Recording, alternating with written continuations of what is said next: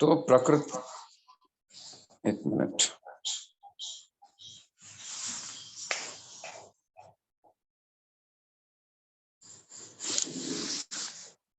प्रकृति प्रत्ययौ संयोज्य कृता रचिता भाषा संस्कृत भाषा। इसको समझिए तो सारी चीजें समझ में आ जाएगी। तो इसमें क्या समझ में आ रहा है? प्रकृति दो चीजें हैं, प्रकृति और प्रत्यय। उनको जोड़ हाँ के जो जोड़ने पे जो भाषा बनाई जाती है, रचित किया जाता है, उसको संस्कृत भाषा बोलते हैं। हाँ, वेरी गुड। तो प्रकृति और प्रत्यय का ही संयोग है पूरी व्याकरण में। क्या है बोलो? प्रकृति और प्रत्ययों का संयोजन ही संस्कृत भाषा है। हाँ, so Samskrita Bhasha is the combination of Prakriti and Pratyaya. So here Prakriti is Drishir Dhatu. Dhatu is actually Prakriti. You understand? Drishir Dhatu is Prakriti and Pratyay is Ktwa. Ktwa Pratyay, which belongs to Kridant chapter. So that's why the derived word will be known as Kridanta Shabda. ठीक है? तो दृष्टवा एक कृदंत शब्द है। अच्छा, अब ये दृष्टवा क्या है? अव्यय पद बन गया। ठीक है, कृदंत से तीन प्रकार के शब्द उत्पन्न होते हैं। एक संज्ञा शब्द उत्पन्न होता है। संज्ञा शब्द जो बनेगा उसके रूप बनेंगे सातों विभक्तियों में। एक प्रकार की होती है अव्यय पद, जैसे दृष्टवा, समीक्ष, ये सब जो शब्द हैं ये संगम्य, यहाँ पे गम धातु है, ये सब अव्यय पद होता है। अव्यय पद किसको कहते हैं? जो जिसमें चेंज ना आया कुछ। हाँ, इसकी परिभाषा बताओ। सदृशम त्रिषु लिंगेषु, सदृशम त्रिषु लिंगेषु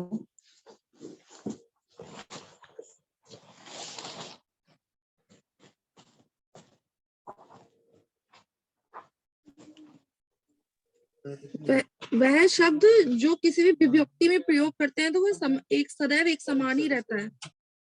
हाँ, वेरी गुड। इसकी जो परिभाषा है मैं आपको लिखा देता हूं, तो क्या होगा, आप लोग भूलेंगे नहीं इसको।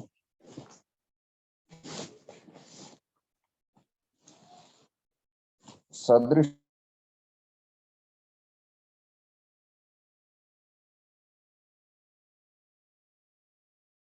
प्रभु जी, जब आपने लास्ट टाइम इसको पढ़ाया था ना अव्यय शब्द को, तो इसमें आपने बताया था जैसे पांडवश्चैव था तो च प्लस एव था, ऐसे ही यहाँ पे क्या होगा?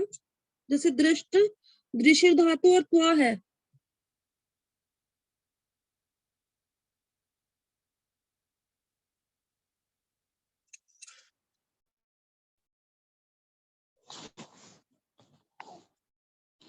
तो देखो इसका जो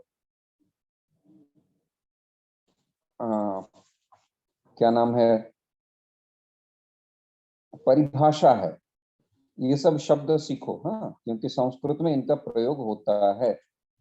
इसकी जो परिभाषा है यानी डेफिनिशन, वो क्या कह रहा है कि सदृशम त्रिषु लिंगेषु विभक्तिषु च वचने, हाँ, सदृशम त्रिषु लिंगेषु सर्वासु च विभक्तिषु।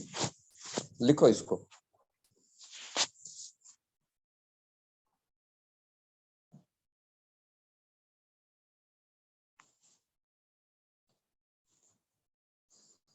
सदृशम त्रिषु लिंगेषु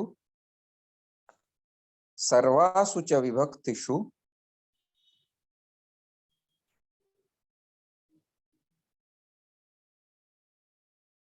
वचनेषु च सर्वेषु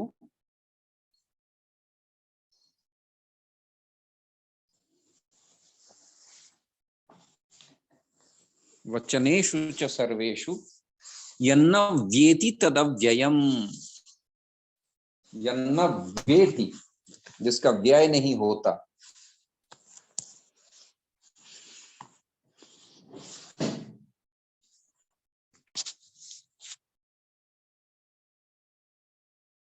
पढ़ो अब,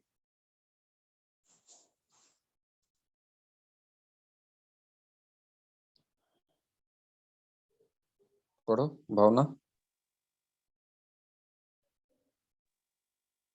Prabhuji, I have missed in between. Sadrisham trishu lingeshu sarveshu सर्वासु स्त्रीलिंग है, सर्वा- सर्वासु च विभक्तिषु, जी प्रभु सर्वासु विभक्तिषु सर्वासु वचनेषु च विभक्तिषु, जी सर्वासु च विभक्तिषु वचनेषु च सर्वेषु येन वेतिते लास्ट वाला यन यन्न यन्न व्येति, यन्न व्येति, जी प्रभु जी यन्न व्येति तदव्ययम्, एक साथ संधि करके लिखना पड़ता है श्लोक में। यत न यन्न हो गया, व्येति तत् अव्ययम तदव्ययम हो गया। बोलो प्रतिमा। जी प्रभु जी जी प्रभु। सदृशम त्रिषु लिंगेषु सर्वासु च विभक्तिषु वचनेषु च सर्वेषु यन्न वेति तदात्वयम्। तदव्ययम, तत् अव्ययम तदव्ययम, त का द होगा, ठीक है, ओके ठीक है। यन्न व्येति तदव्ययम। तो इसमें अब देखो क्या कह रहे हैं कि सदृशम त्रिषु लिंगेषु, तीनों लिंगों में सदृश होगा। सदृश का क्या अर्थ होता है? एक जैसा। हाँ, जैसे हम कहेंगे अरे ये सुधांशु के जैसा दिखता है, सुधांशु सदृश है। तो सदृश मतलब तीनों लिंगों में एक जैसा दिखेगा। सर्वासु च विभक्तिषु, चाहे षष्ठी सप्तमी पंचमी कुछ भी विभक्ति लगाओ, कोई भी वचन हो विभक्ति लगाओ, उसमें एक जैसा ही रहेगा। वचनेषु च सर्वेषु, एक वचन हो द्विवचन हो बहुवचन हो एक जैसा ही रहेगा। यन्न व्येति, जिसका व्यय नहीं होता, व्यय मतलब समाप्त नहीं होते। हाँ, व्यय मतलब इरोशन, यहाँ पे एक्सपेंडिचर नहीं, इरोशन जिसका नहीं होता, जिसका कोई परिवर्तन, यानी जो कभी भी परिवर्तित ना हो वही अव्यय है, सीधी सी बात, ठीक है। चलो, तो अब हम ये दृष्टवा समीक्ष्य वीक्ष ये जितने भी हैं ये कृदंत से अव्यय बनते हैं। एक तो संज्ञा बनती है, एक अव्यय बनता है, और तीसरे प्रकार के रूप बनते हैं जिसको जो क्रिया के जैसा ही काम करता है, जैसे गतवान, कृतवान, लब्धवान, दृष्टवान। यही दृश्य धातु से बना दृष्टवान अगर बनता है तो फिर वो क्रिया हो गया, एकदम समापिका क्रिया, पूर्ण क्रिया हो गया। आई बात समझ में आप लोगों को? जी तो वो मतलब वो फिर क्रिया बन जाएगा, मतलब धातु की तरह फिर काम करेगा वो गतवान। फिर हाँ, उसका तीन रूप बन जाएंगे उसके भी, एक वचन हाँ, बहुवचन वैसा करके। सभी उसका क्रिया के जैसा ही रूप बनेगा, जैसे गतवान, कृतवान, लब्धवान, दृष्टवान। और ये किसी भी काल में इसको प्रयोग कर सकते हो, इसमें वो लकार वाली समस्या नहीं है। इसीलिए शुरुआती दौर में लोग इसका खूब प्रयोग करते हैं, क्योंकि धातु कठिन होता है ना, धातुओं के लकार को याद करना, और सही धातु का सही रूप भी जानना जरूरी है। तो लोग क्या करते हैं, इसको सब्स्टिट्यूट के तौर पे व्यवहार करते हैं, लेकिन कृदंत से भी क्रियापद उत्पन्न हो सकती है। तो क्रियापद दोनों जगह उत्पन्न हो सकती है, एक तिङंत और एक कृदंत। ठीक है। हरे कृष्ण प्रभु। प्रभु जो गतवंता है वो गतवान से बना है क्या? हाँ, गतवान से बना। जैसे भगवद्गीता में कहता है दृष्टवंता करके एक शब्द आता है, वो हाँ हाँ दृष्टवान से बना है। हाँ, दृष्टवान, दृष्टवंतो, दृष्टवंतः, ओके। उसका रूप चलेगा। वो यद्यपि क्रियापद है, समापी का क्रिया, लेकिन उसका रूप चलेगा। समझ रहे हो? तो इसका मतलब क्या होगा प्रभु? दृष्टवान मतलब देखा। अच्छा। हम्म। और ऐसे प्रभु कहा जैसे, मंदिरम दृष्टवान। बोलो। और जैसे दृष्टि दृष्टि के जो नॉर्मल क्रिया वो क्या हो गए प्रभु? दृष्टति ऐसा करके, दृष्टते। पश्यति, पश्यति हाँ अभी बताया ना। यस पश्यति, यस पश्यन्ति। पश्यति। हाँ, और दृष्टते भी होगा ना प्रभु? दृष्टते। नहीं नहीं नहीं, दृष्टते नहीं होता। दृष्टते दृष्ट शब्द ही कृदंत है। अच्छा अच्छा, ओके ओके। हाँ पश्यति उसकी मेन वर्ड। ठीक। हाँ, और दृशिर धातु का रूप लट लकार में आके पश्यति हो जाता है। तो अपश्यत को दृष्टवान बोल दिया गया। हाँ, दृष्टवान। अपश्यता और को, अपश्यता को। हाँ, इसका भूतकाल में ही प्रयोग होता है। जो काम हो गया है उसके लिए इस कृदंत का प्रयोग होता है। ओके। अब इसका पंच षष्ठी में भी प्रयोग करो, दृष्टवंतस्य बालकस्य। समझ रहे हो? ऐसे भी होता है। ओके सभी प्रभु। हाँ, सभी विभक्ति में इसका रूप चलता है। ये इसकी स्पेशलिटी है।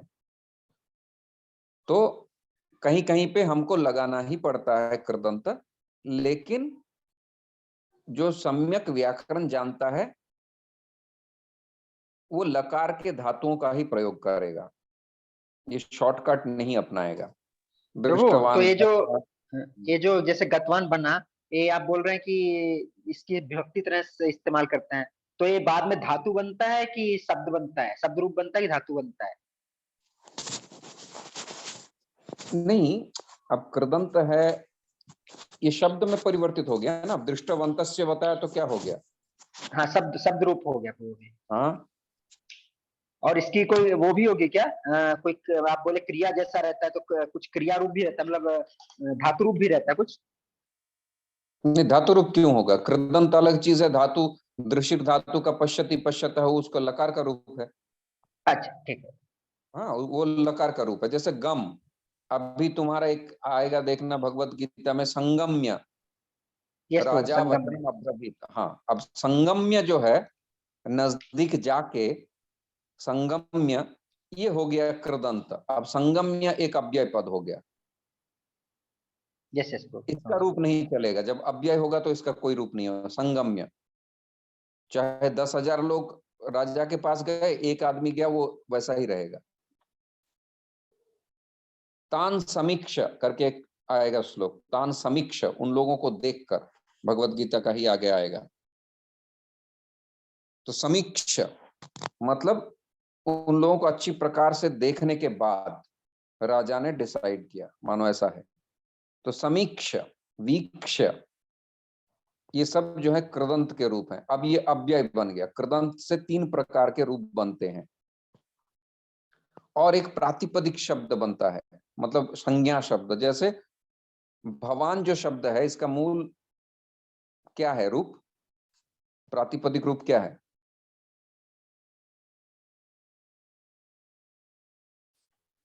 किसी को पता नहीं? भू हमने भू पढ़ा धातु है। से है क्या? तो उसका मूल रूप क्या है, वही तो मैं जानना चाहता हूँ। भवत शब्द है ना। हाँ भवत। हाँ, भवत से भवान, भवंतो, भवंतः। अब ये जो भवत शब्द बना, भू धातु से बना, ये भी कृदंत का है। तो ये भवत शब्द जो बन गया, ये संज्ञा शब्द है। ये ना क्रिया है ना अव्यय है। समझ रहे हो कि नहीं? भावना? जी प्रभु जी, थोड़ा थोड़ा समझ में आ रहा है। जहां समझ में नहीं आ रहा वहां पूछो, इसीलिए मैं बता रहा हूँ। जी प्रभु जी, ये वाला, ये अभी आपने जो बोला ना, ये भवत, वो कैसे धातु से कैसे बना है मतलब?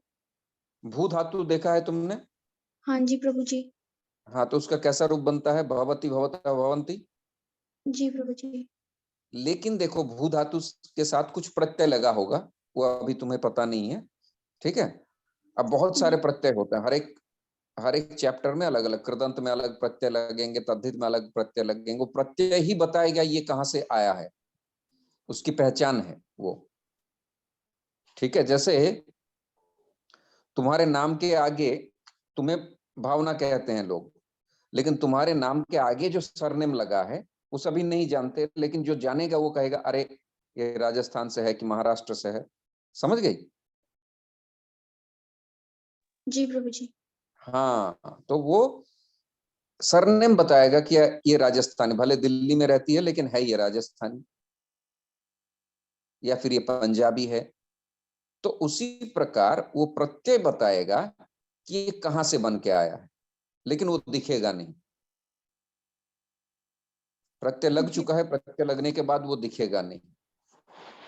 तो अभी देखो, भू धातु से जो अभवत, भविष्यति, अभविष्यत, ये सब लकार वाली धातु है। ये सामान्य धातु है, सामान्य क्रियापद है। और एक प्रकार के होते हैं, जब ये कृदंत में भू धातु का प्रयोग किया गया तो इससे भवत शब्द बना, जो एक प्रातिपदिक शब्द है। प्रातिपदिक तो मैंने बताया था क्या होता है। प्रातिपदिक जो रॉ मटेरियल होता है जिससे शब्द रूप बनते हैं, उसी को प्रातिपदिक कहा जाता है। अब उस प्रातिपदिक शब्द से तुम 21 विभक्ति निकाल सकते हो, भवान, भवंतो, भवंतः। ये एक प्रकार का आउटपुट हो गया। दूसरे प्रकार का आउटपुट जैसे संगम्य, राजा वचनम अब्रवीत, आचार्य उपसंगम्य, एक गम धातु से बना हुआ है। ये जो संगम्य, समीक्ष, वीक्ष, उपेक्ष, ये सब जो बनता है, ये अव्यय पद बन गया। धातु से ही बना लेकिन ये अव्यय पद बन गया। ये दूसरे प्रकार का आउटपुट है। तीसरे प्रकार का आउटपुट है जैसे क्री धातु है, इसके करोति, कुरुतः, कुर्वन्ति रूप होता है। क्री धातु का कृदंत में जाने के बाद कृत्वा बन गया। मैं वो काम करके फूलमाला खरीद के मंदिर गई, तो पुष्पाणि कृत्वा मंदिरम गतवान, गतवती, मानो तुम कह रही हो। तो ये जो कृत्वा है, कृ धातु से बना हुआ है। हाँ सॉरी, कृत्वा जो है ये तो अव्यय पद बन गया। वैसे क्री धातु से बना, देखो कृत्वा, ये अव्यय पद हो गया। इसका अब कोई परिवर्तन नहीं होगा। फिर क्या कह रही हो कि गतवती, ये गम धातु से बना हुआ है और ये धातु बन गया गतवती। इसको अगर लकार वाली रूप लगाओगे तो अगच्छम होगा, मैं गई थी मंदिर।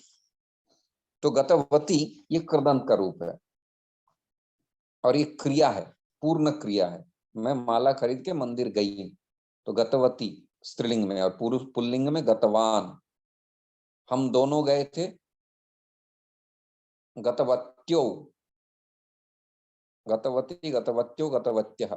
इसके सातों रूप चलेंगे। ये ऐसी क्रिया है जिसके सातों रूप चलेंगे, लेकिन लकार वाली क्रियाओं की रूप नहीं होती है। तो तीन प्रकार के आउटपुट हुए, एक तो प्रातिपदिक शब्द, एक अव्यय पद, और तीसरा होता है आपके क्रियापद। अब समझ में आया?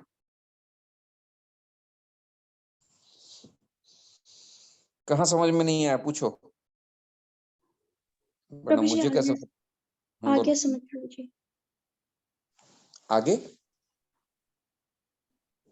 आ गया समझ में? अच्छा ठीक है। जी और जी। प्रतिमा जी प्रभु जी। समझ प्रतिपदिक गई? शब्द प्रभु जी, उसमें बन जाएगा वो, मतलब वो बन जाएगा शब्द रूप, है ना, जिसमें सातों हाँ उसकी प्रतिक्रिया लगेगी। अव्यय मतलब वो हर स्थिति में सेम रहेगा, और क्रिया हाँ क्रिया धातु बन जाए, यही है ना very Prabhu ji? Very good.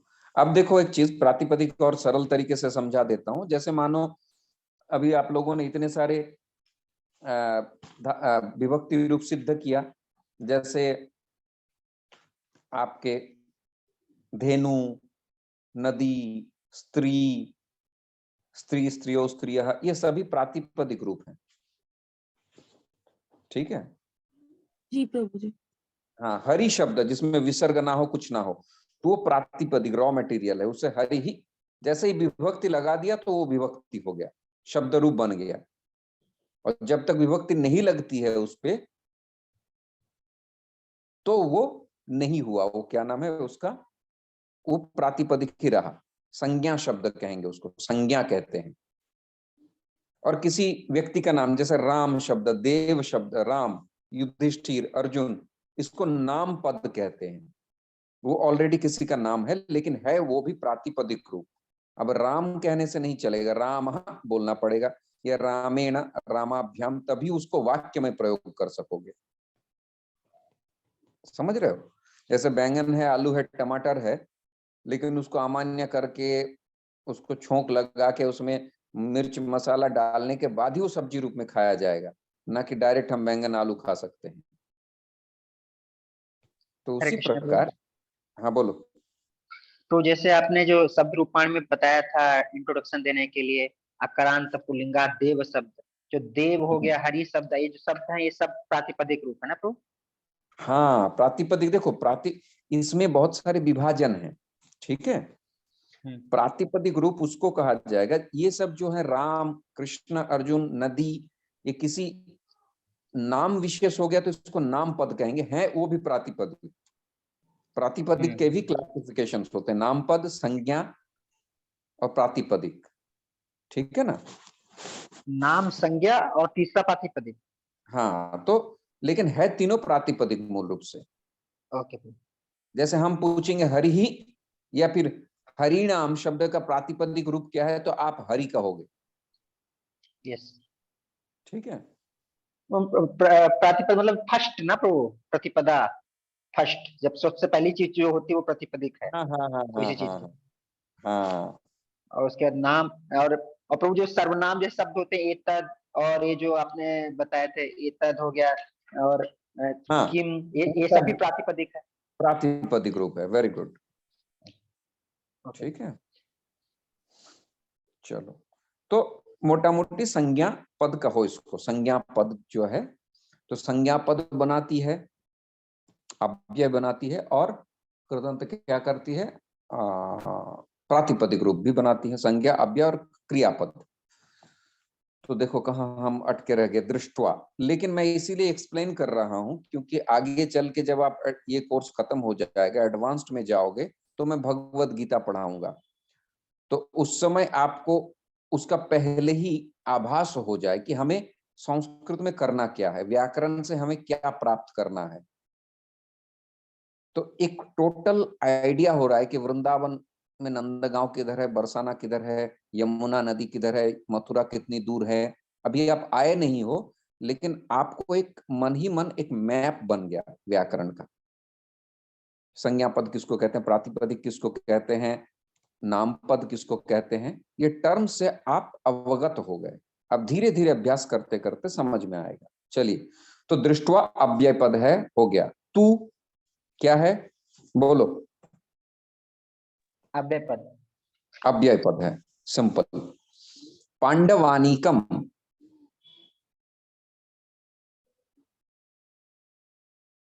बोलो प्रतिमा, कैसा प्रभु पद जी, है?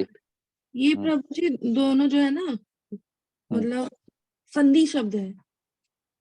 मैं संधि है ना उसकी बात नहीं कर रहा हूं मैं, यहाँ पे उसका परिचय क्या है, वो तो पीछे की बात है कि संधि है, समास है, कृदंत ये है, वो दूसरी क्या बात। शब्द है, संज्ञा पद है। नहीं नहीं नहीं नहीं नहीं, इसमें कौन सी विभक्ति लगी है ये मैं पूछ रहा हूँ। अच्छा प्रभु, पांडवानी कम। प्रभु जी यहाँ पे द्वितीय विभक्ति और एक वचन। वेरी गुड, वही मैं पूछ रहा हूँ। तो ऐसा बोलना जी कि प्रभु। अकारांत नपुंसक लिंग अकारांतक नपुंसक लिंग द्वितीय। पांडवानी का शब्द, ओके, पांडवकानी शब्द, पांडवानी का शब्द द्वितीय एकवचन, ओके तभी तो पांडवानी का बना ना। जी, पांडवानी शब्द द्वितीय विभक्ति एक वचन। एक वचन। ये जो पांडवानी का बोल रहे हो यही है प्रातिपदिक। उसका मूल रूप तुम बता रही हो कि इसका मूल रूप ऐसा है। अब ये षष्ठी सप्तमी किसी भी विभक्ति के रूप में आ सकती है श्लोक में, लेकिन इसका मूल चेहरा क्या है वो आपको उल्लेख करना पड़ेगा। तो ये हो गया। व्यूढ़म बोलो भावना, व्यूढ़म।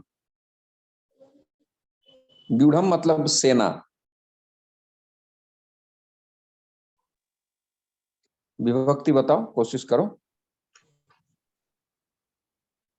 प्रभु जी अकारांत नपुंसक लिंग। व्यूढ़ शब्द, व्यूढ़ शब्द द्वितीय विभक्ति एक वचन। Very good. क्योंकि देखो पांडवानिकम व्यूढ़म ये विशेष्य विशेषण है ना, जी प्रभु जी। एक दूसरे की वो विशेषण है ये, तो वो जिस विभक्ति में है ये उसी विभक्ति लिंग में होगा। दुर्योधन, बोलो जल्दी जल्दी बोलो। अकारांत पुल्लिंग दुर्योधन शब्द प्रथमा विभक्ति एक वचन। राइट। तदा,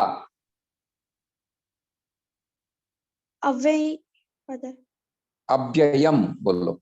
अव्ययम। हाँ, क्योंकि अव्ययम जो शब्द है ये नपुंसक लिंग शब्द है, ठीक है, तो इसीलिए हम अव्ययम ही कहेंगे। आचार्यम,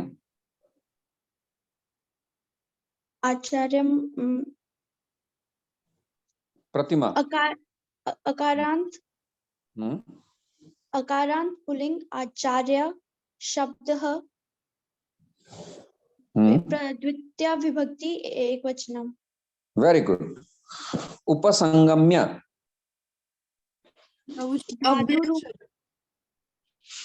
अव्ययम शब्द, अव्ययम, हाँ उपसंगम्य। राजा, आकारांत पुल्लिंग शब्द राज्ञ,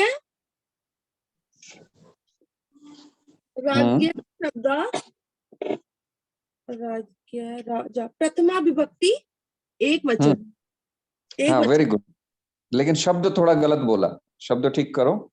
शब्द क्या है मूल? राजन शब्द। हाँ ठीक है। तो ये नकारांत हो गया ना। हाँ, नकारांत पुल्लिंग राजन शब्द प्रथमा विभक्ति एक वचन। एक वचनम, हाँ एक वचनम, वचनम नपुंसक लिंग है इसलिए एक वचनम बोलना, एक वचन नहीं, ठीक है। हाँ, अब लिंगों का बोध हो गया है, अब सही सही लिंग बोलना है। बालकः ही बोलना है, हाँ बालकम नहीं बोल सकते।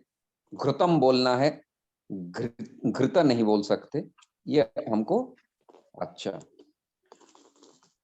वचनम, सुधांशु। वचनम हो जाएगा अकारांत नपुंसक लिंग वचन, वचनम शब्द द्वितीय विभक्ति एक वचन, एक वचन, एक वचन, यस एक वचन। वचन शब्द, वचन। तो कैसे डिसाइड करेंगे कि ये मतलब शब्द पुल्लिंग, वो पुल्लिंग है या वो है नपुंसक लिंग? अंत में म है ना, वचन। नहीं देखो, वो तो भाषा तुमको बताएगा ना, तो भाषा का अभ्यास करते करते ही पता चलेगा, उसका कोई लिस्ट नहीं, समझ रहे हो? जैसे हिंदी में हम बोलते, हिंदी में कोई भी भाषा में बोलते बोलते ही सीखते हैं ना। हाँ, जैसे मैंने कहा था कि नदी बहती है, पानी बहता है या बहती है, ये कौन निर्धारण करेगा? ठीक है, ये भाषा ही निर्धारण करेगी, हाँ, कि ये स्त्रीलिंगवाची शब्द है या पुल्लिंगवाची शब्द है, ये अभ्यास से ही भाषा में पता चलेगा। नपुंसक लिंग वचन शब्द द्वितीय हाँ। विभक्ति एक वचन। एक वचन, हाँ। अब्रवीत,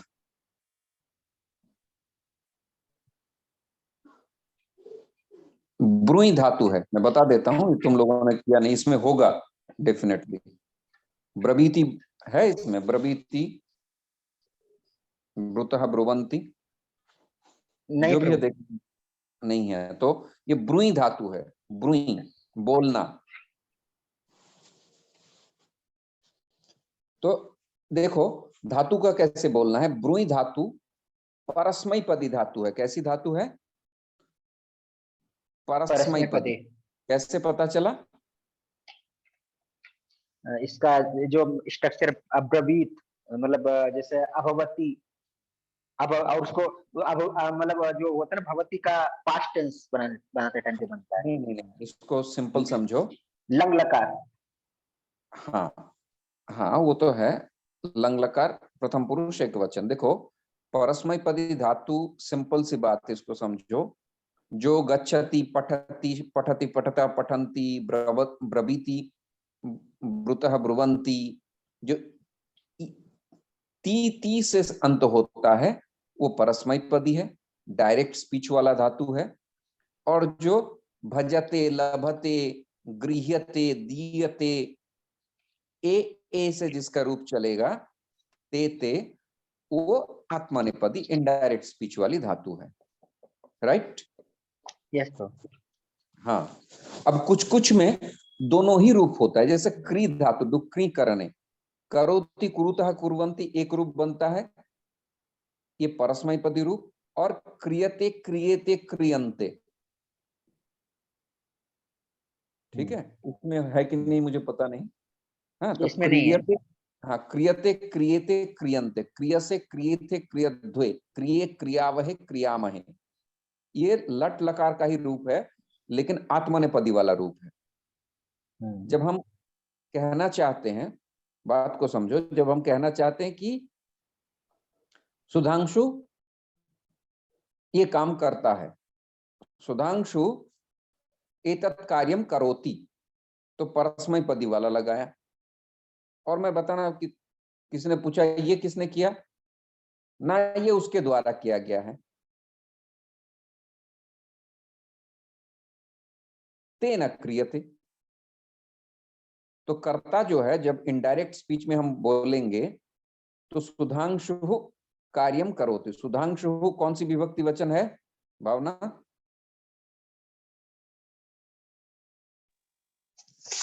जी प्रभु जी। क्या पूछा मैंने? सुधांशु कौन सी विभक्ति और वचन है? तो प्रभु जी इसमें होगा उकारांत, उकारांत पुल्लिंग सुधांशु शब्द प्रथमा विभक्ति एक वचन। Very good, very good, nice. तो जब हम कह रहे हैं सुधांशु या राम कार्यम करोति, तो राम करता है, और करोति ये परस्मय पदी क्रिया है। कौन सी क्रिया है? सभी अनम्यूट करो, तीन लोग हैं। परस्मैपदी। हाँ, परस्मय पदी। हाँ, ताकि मुझे पता चले कि ये गंभीर विषय में पढ़ा रहा हूँ, पता चले कि तुम लोगों को समझ में आ रहा है। तो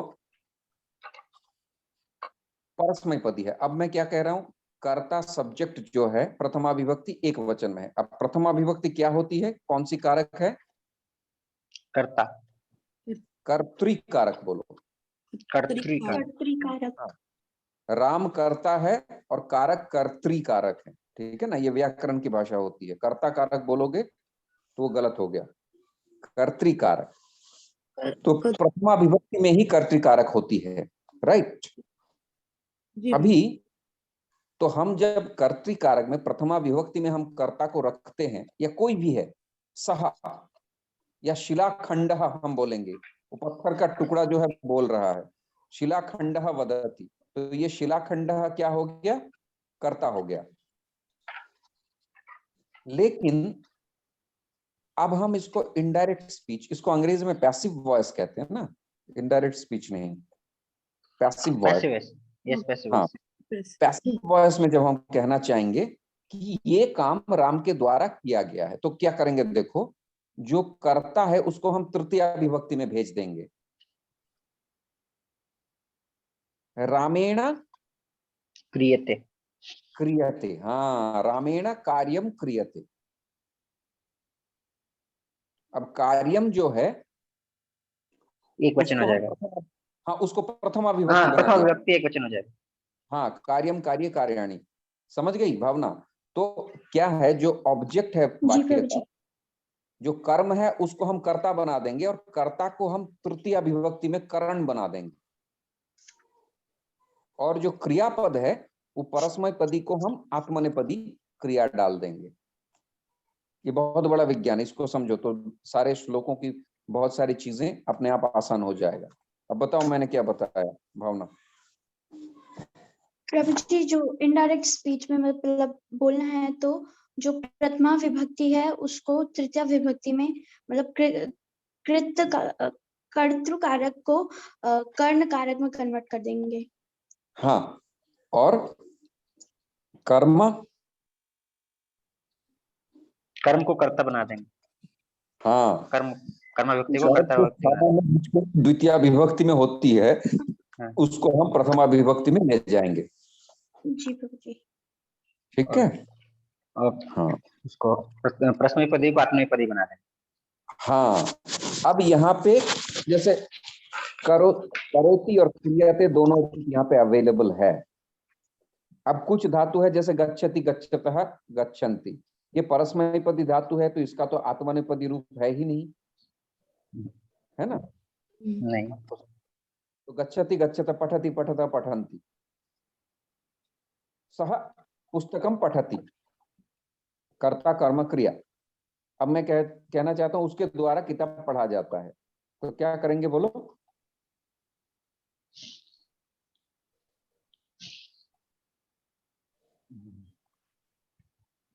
तो क्या होता है, पठ धातु का पठति पठता पठन्ति स्वाभाविक रूप है, नेचुरल। अब इसको जबरदस्ती कन्वर्ट भी किया जाता है, यह करके एक विकिरण आता है, तो पठ्यते पठ्येते पठ्यन्ते हो जाता है। जो जबरदस्ती आत्मनेपदी में जबरदस्ती शब्द में प्रयोग कर रहा हूं ताकि तुम लोगों के लिए आसान हो, लेकिन व्याकरण की भाषा नहीं है ये। तो जो पठ्यते व्याकरण भाषा नहीं है प्रभु? नहीं, जो जबरदस्ती मैं कह रहा हूं शब्द, अच्छा। हाँ, वो तो व्याकरण की भाषा नहीं है ना। इस व्याकरण में ऐसा होता है, उसमें परस्मैपदी धातु का आत्मनेपदी रूप निकाला जाता है। तो एक धातु के कितने रूप हो गए? नॉर्मली कितने रूप होते हैं? 90। 90। अब अब 9 to 10 द्वैपदी है, क्री धातु के कितने रूप बनेंगे? 90 प्रभु जी। 90। हैं? 180 हैं? 180 180। परस्मैपदी आत्मनेपदी दोनों है ना? हाँ। हैं? जैसे मैंने जी, बताया, जी। प्रकार का करोति कुरुता कुर्वन्ते, करोसि कुरुता कुरुता करोमि कुर्वः कुर्मः। अब मैं चला गया आत्मनेपदी में, लट लकार, वही लट लकार, क्रियते क्रियते क्रियन्ते क्रियसे क्रियते क्रियध्वे क्रिय क्रियावहे क्रियामहे। तो 9 + 9 कितने हो गए? 18 हो गया। ऐसे 10 लकार सभी के होंगे जी। तो अब जो सामान्य रूप से 90 रूप होते हैं। अब गच्छति गच्छत गच्छन्ति, अगमिष्यत अगच्छत, गच्छतु, ये सब करके 90 रूप बने। लेकिन इसका हमें आत्मनेपदी रूप भी हम बनाते हैं।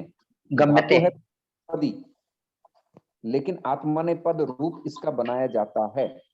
तो गम्यते गम्यते गम्यन्ते, गम्य से गम्येते गम्यध्वे, गम्ये गम्यावहे गम्यामहे। यस। तो सभी धातुओं के 180 रूप होना चाहिए हिसाब से। आई बात समझ में? हाँ। अब कुछ धातु है, देखो, कुछ धातु है वो है ही आत्मनेपदी, जैसे लभ धातु, क्या रूप बनता है? लभती लभते लभेते लभ्यन्ते। हाँ, लभते लभेते लभन्ते, लभसे लभेते लभध्वे, लभे लभावहे लभामहे। मैंने तुम लोगों को जो है पहले ये पढ़ाया। पढ़ते समय लोगों को लगेगा कि यार रोज रोज क्या है ये, विभक्ति और धातु, लेकिन इसके बिना आगे कुछ नहीं चलेगा। तो अब हमें लभते लभेते लभंते ये जो है ये है आत्मने आत्मनेपदी धातु, धातु के रूप ही ऐसे। तो अब मैं कहना चाहता हूं, इसको समझो सुधांशु, कि वो ज्ञान लाभ करता है। क्या कहोगे, वाक्य बोलो। सह प्रतिमा। सह ज्ञानम लभते। हाँ, सह ज्ञानम लभते, और उस द्वारा ज्ञान लाभ किया जाता है। प्रतिमा।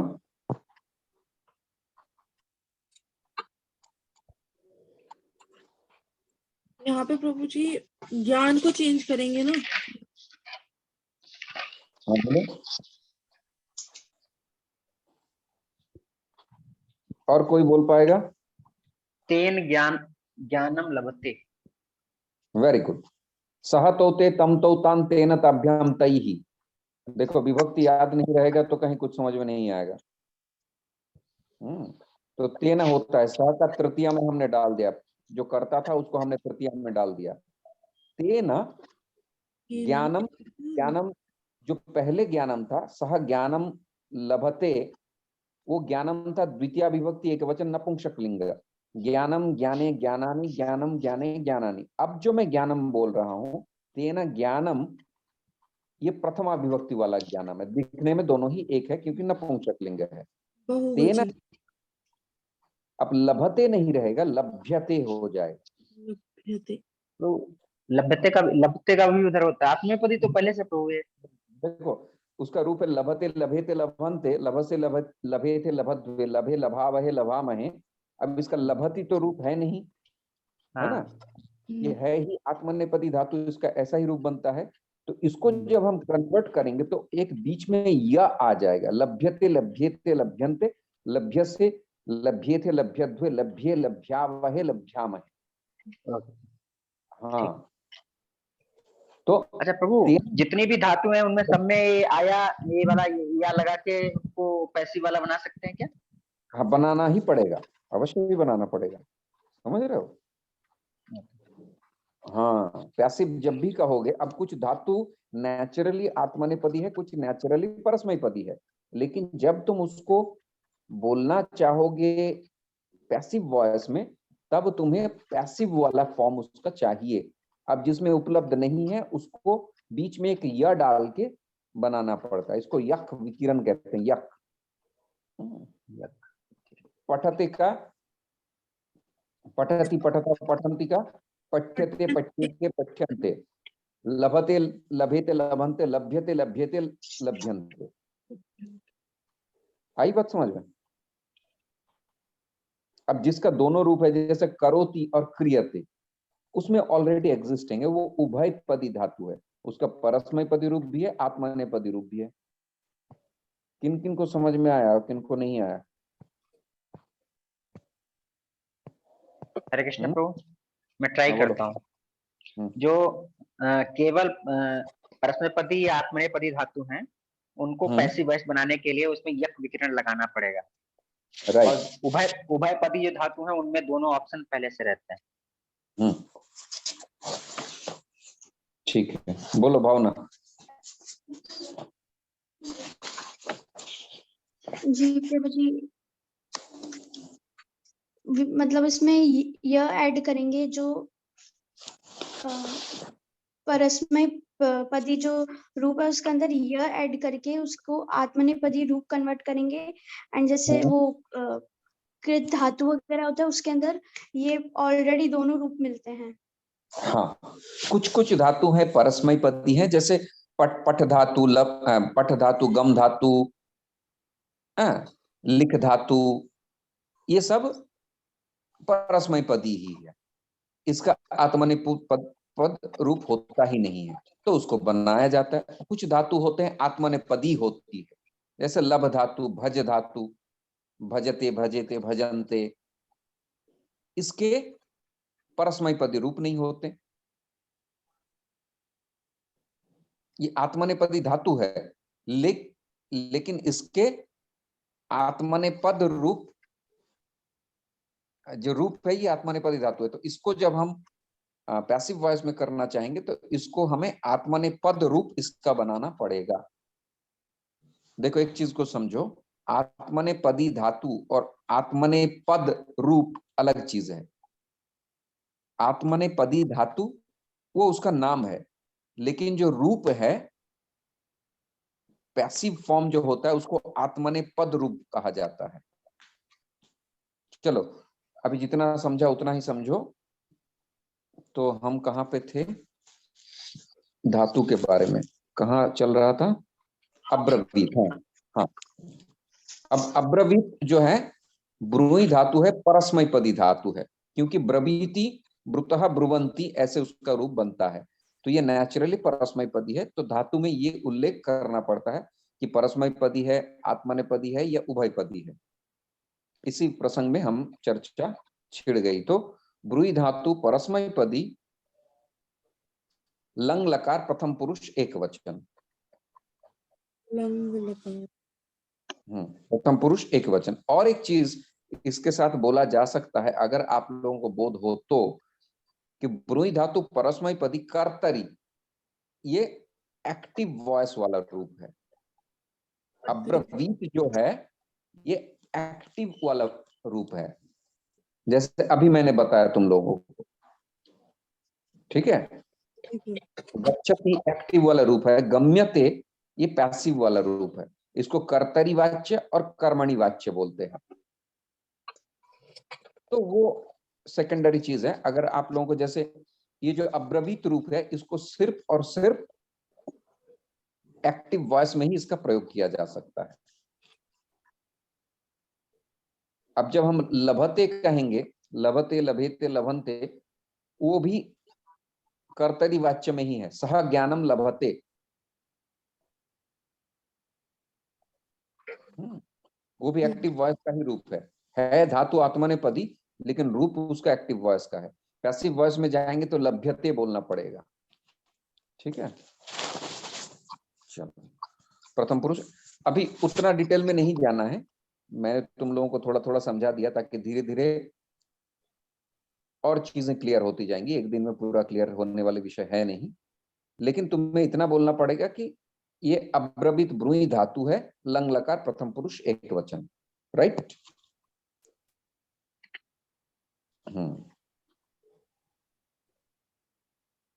अच्छा, अब देखो इसका हम अन्वय करना सिखाते हैं तुम लोगों को। अन्वय कैसे किया जाता है। अन्वय यानी जो श्लोक होता है वो पोएट्री फॉर्म में होता है। वो किस फॉर्म में होता है, काव्य रूप में होता है, पद्य रूप में होता है। पोएट्री यानी पद्य रूप में होता है।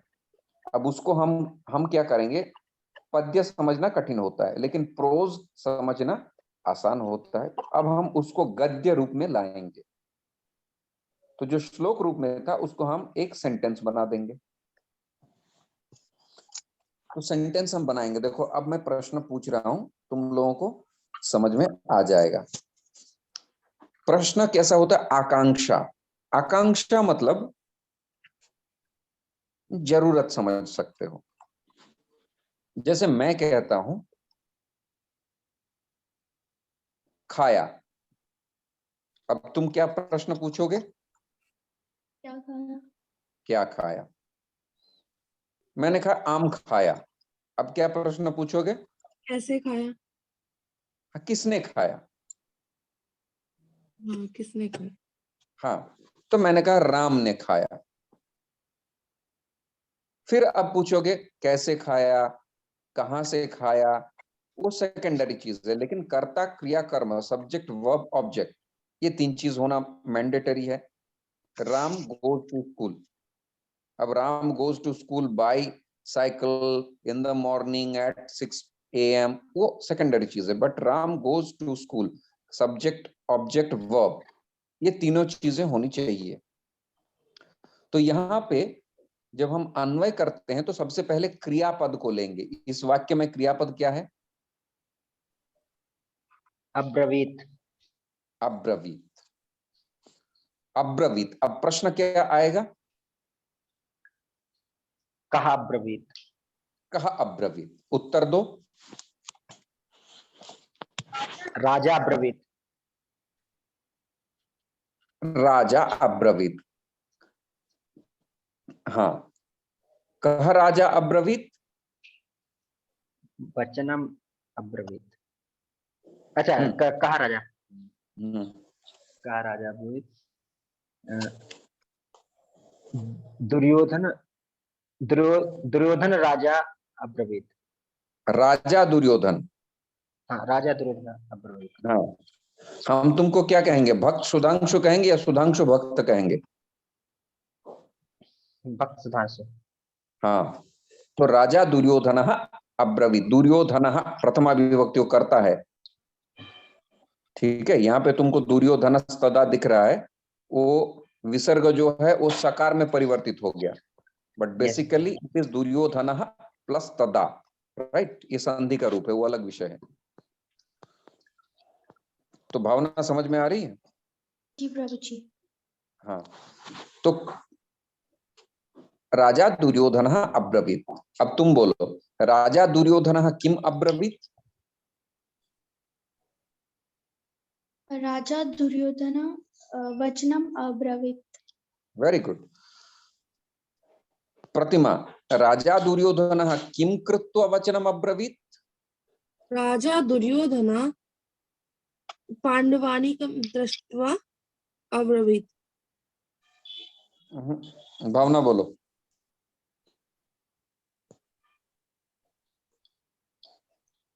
राजा दुर्योधन व्यूढ़म, नहीं नहीं नहीं, प्रसंग से देखो। आचार्यम उपसंगम में अब्रवीत। हाँ बोलो। राजा दुर्योधन आचार्य उपसंगम में वचनम अब्रवीत। हाँ, आचार्यम, आचार्य क्यों बोल रहे हो? आचार्यम उपसंगम में वचनम अब्रवीत। हाँ ठीक है। आचार्यम अभी तुमने बताया ना, आचार्य क्या है, विभक्ति कौन सी है? आचार्य, आचार्य विभक्ति है द्वितीय विभक्ति। हाँ, कौन सा लिंग है? द्वितीय विभक्ति पुरुष, पुल्लिंग, अकारांत पुल्लिंग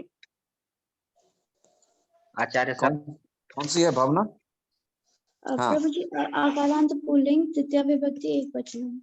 हाँ, तो आचार्य हम ही बोलो ना उसको, द्वितीय विभक्ति है तो आचार्य नहीं हो सकता ना, रामम बनेगा ना रूप। आचार्य हाँ, उपसंगम। हाँ ठीक है। तो राजा दुर्योधन आचार्यम बोलो उपसंगम में वचनम अब्रवीत। हाँ, ये एक वाक्य हो गया, टुकड़ा, ठीक है। राजा दुर्योधन आचार्यम उपसंगम्य वचनम अब्रवीत। पेंसिल से मार्क लगा दो। अब बाकी जो पढ़ा रहा उसको हम सेटल करेंगे। अब मैं पूछ रहा हूं, पुनश्च किम कृत्वा राजा दुर्योधन आचार्यम उपसंगम्य वचनम अब्रवीत?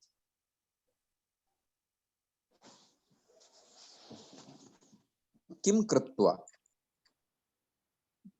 व्यूढ़म दृष्ट्वा। हाँ, व्यूढ़म दृष्ट्वा, मैं पांडवानीकम व्यूढ़म दृष्ट्वा। वाह, बोलो पूरा वाक्य बोलो भावना। राजा दुर्योधन व्यूढ़म पांडवानीकम व्यूढ़म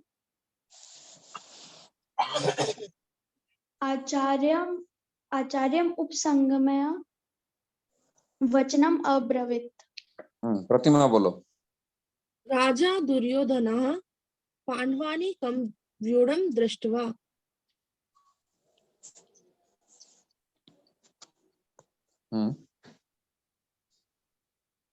फिर राजा दुर्योधन व्यूढ़म पांडवानीकं व्यूढ़म दृष्ट्वा आचार्यम उपसंगम वचनम अब्रवीत।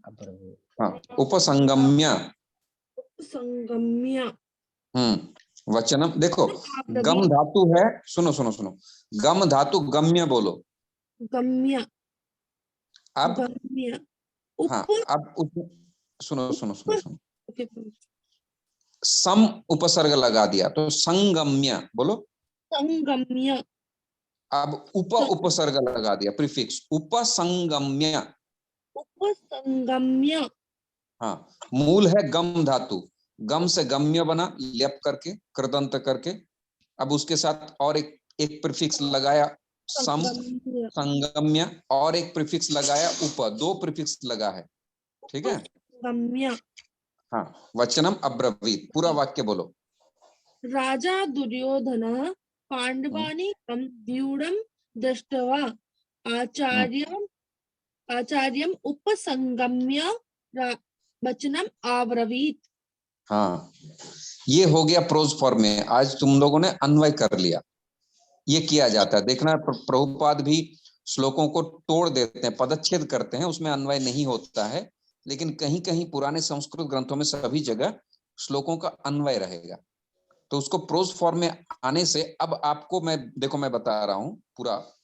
तदा तू, इसको छोड़ दिया था, दो अव्यय पद है। तदा तू, उसके बाद व्यूढ़म पांडवानिकम दृष्ट्वा, व्यूढ़म मतलब सेना, किसका? पांडवानिकम, या फिर पांडवानिकम व्यूढ़म दृष्ट्वा। जब हम दृष्ट्वा कहेंगे ना तो पहले आएगा। ठीक है, हम कहते हैं ना उसको देखकर उसने कहा, मुझे देखकर उसने सोचा। माम दृष्ट्वा सह अचिंतयत, तो पहले दृष्ट्वा पहले आ गया यहाँ पे। तो तदा तु पांडवानिकम व्यूढ़म दृष्ट्वा राजा दुर्योधनः आचार्यम उपसंगम्य वचनम अब्रवीत। बोलो भावना। राजा दुर्योधन पांडवानीकं व्यूढं दृष्ट्वा आचार्य उपसंगम्य वचनम अब्रवीत। आचार्य नहीं, आचार्यम बोलो। आचार्यम उपसंगम्य वचनम अब्रवीत। प्रतिमा बोलो।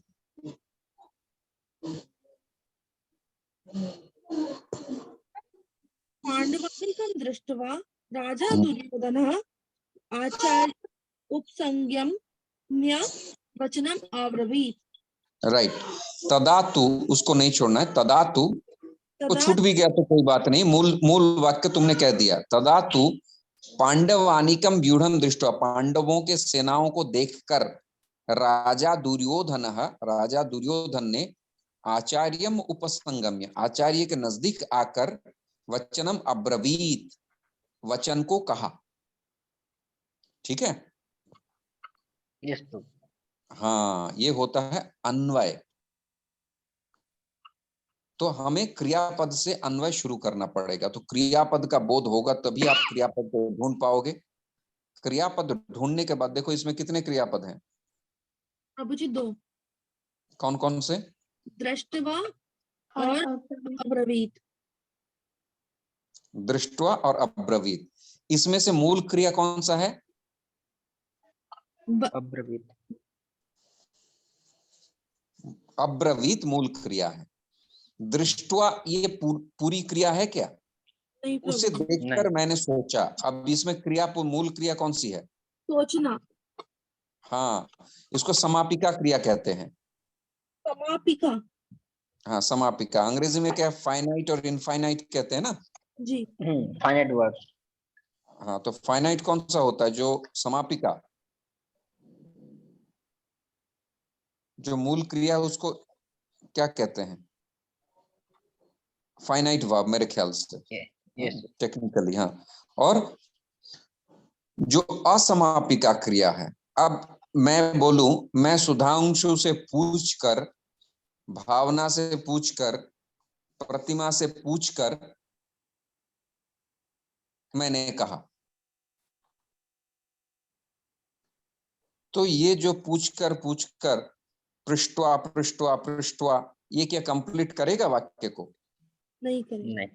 हाँ, तो मैं भावना से पुस्तक लेकर, प्रतिमा को बताकर, सुधांशु के पास जाकर लेकिन फिर भी वाक्य कंप्लीट नहीं हुआ। तो जब तक उस क्रिया में पूर्णता नहीं होगी तब तक उसको पूर्ण क्रिया नहीं माना जाएगा, उससे अन्वय नहीं हो सकता। तो अन्वय के लिए एक पूर्ण क्रिया चाहिए। अब आगे जब पढ़ेंगे भागवत आदि में कई बार क्रिया होती ही नहीं है, तो हमें पीछे का क्रिया प्रयोग करना पड़ता है, पिछले वाले श्लोक का या फिर आगे वाले श्लोक का। समझ रहे हो? हाँ, जब तक तुम्हें पूर्ण क्रिया प्राप्त ना हो, समापिका और असमापिका क्रिया। समापिका क्रिया हमको चाहिए, लेकिन ये भी कृत्वा दृष्टवा संगम्य, ये भी क्रिया है, इसमें भी वर्ब है, संगम्य, उसके पास जाकर। यहाँ पे 3 क्रियाएं हैं एक्चुअली। उपसंगम्य, दृष्टवा और अब्रवीत। लेकिन एक ही क्रिया मानी जाएगी, अब्रवीत, क्योंकि वही पूर्ण क्रिया है। तो आज हम यही रखते हैं। बहुत अच्छा रहा ये जो तुम लोगों को अन्वय का बोध हो गया। अब इस रिकॉर्डिंग को सुनना। बहुत सारे विषयों का मंथन किया है आज हम लोगों ने। आने वाले जो 5-6 दिन जो भी बचा हुआ है उसमें हम इसी प्रकार व्याकरण का मंथन करेंगे, तो व्याकरण का एक सार्विक बोध हो जाएगा, टोटल आइडिया। अब इसके बहुत लेयर्स हैं, व्याकरण के बहुत लेयर्स है। कृदंत का भाग है, क्षत्रिय है, शानच है, वो व्याकरण का विषय है। लेकिन मूल रूप से तुम्हें ये पता चल जा रही यार, ये कृदंत है, ये तद्धित है, ये समास है, ये संधि है, इतना बोध हो जाना भी बहुत बड़ी बात है। समझ रहे हो? हरे ठीक कृष्ण है, प्रभु। तो हाँ बोलो। प्रभु ये जो क्रियाएं हैं हमको कहाँ मिल सकती है पढ़ने के लिए? क्रिया और उसका मतलब कहीं एक जगह होगा कहीं? हाँ बिल्कुल, इसके लिए तुम ऐप आती है, तुम ऐप डाउनलोड कर लो, अच्छा होगा। ये धातु रूपाणी करके कोई ऐप, श्रुति झा का एक ऐप है, धातु रूपाणी करके। हाँ, उसमें सभी धातुओं के 10 लकार तुम्हें मिलेंगे। ठीक है। और पुस्तक भी आती है, उसको धातु रूप नंदिनी कहते हैं, बहुत मोटी पुस्तक है वो। अच्छा।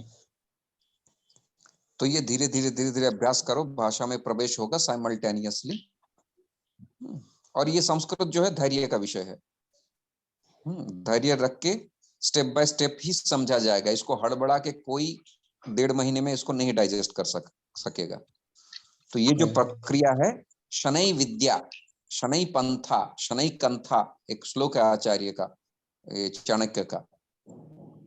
तो पंथा जो है, मार्ग में धीरे धीरे चलना चाहिए। आप हड़बड़ा के चलोगे फिर थक के बैठ जाओगे। आपको चलना है मानो 50 किलोमीटर परिक्रमा करनी है। शनै कंथा, शनै विद्या, विद्या भी धीरे धीरे ही प्राप्त होती है। तो अभी मैंने 5-6 दिन आप लोगों को विभक्ति और धातु का संस्कार डाल दिया। अब मैं आगे की चीजें बताऊंगा तो तुम्हें कुछ भनक लगेगी। शुरू से मैं भगवत गीता पढ़ाता तो कुछ भी समझ में नहीं आता। ठीक है, चलो। ओम सहना भवतु सहनौ भुनक्तु सह वीर्यं करवावहै तेजस्विनावधीतमस्तु मा विद्विषावहै। ओम शांति शांति शांति।